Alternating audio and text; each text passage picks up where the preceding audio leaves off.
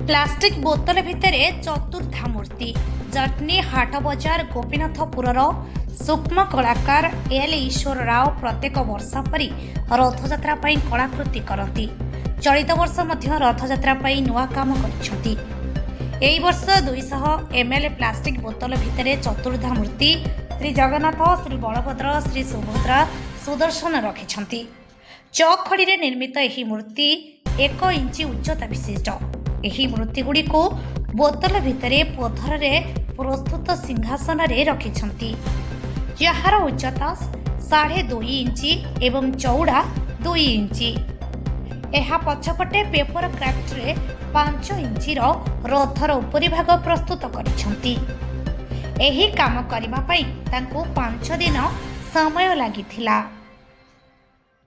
एही कला माध्यम रे ईश्वर समस्त रथयात्रार शुभेच्छा जणाइछंती। जटनीरो सादिक अलीଙ୍କ रिपोर्ट, आवाज ओडिशा।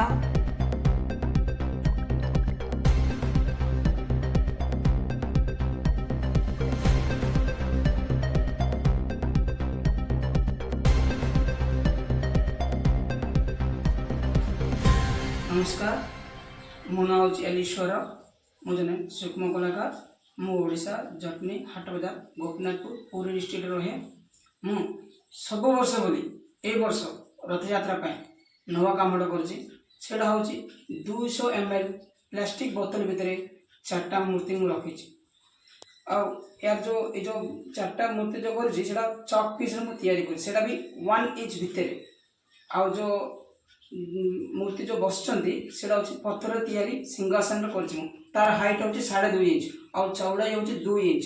और जो मूर्ति पछपटे जो श्री मंदिर हेची तार हाइट होची सेटा पेपर क्राफ्ट मु तैयारी करी। तार हाइट होची 5 इंच।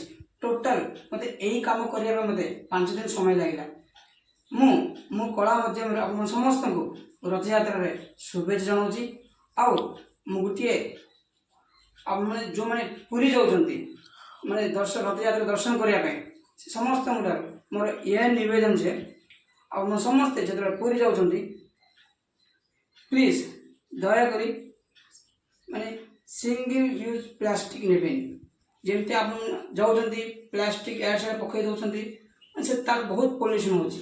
माने लक्ष लक्ष भक्त जाउछंती। तेणु दया करी प्लास्टिक टाको अवॉइड करिवे, यही मोर प्रार्थना। सेति मु एई वर्ष प्लास्टिक को नै मु ए काम करी। मैं सदळे मु करे काम, किंतु माने जेतले जो पेपर क्राफ्ट तैयारी करे नले मु चक पीस रे तैयारी करे, मु मैच स्टिक्स रे तैयारी करे, एमते मु नुवा नुवा काम करे रथ को। किंतु ए वर्ष मु प्लास्टिक को नै मु काम कर प्लास्टिक बोतल रे मु ए काम करछि।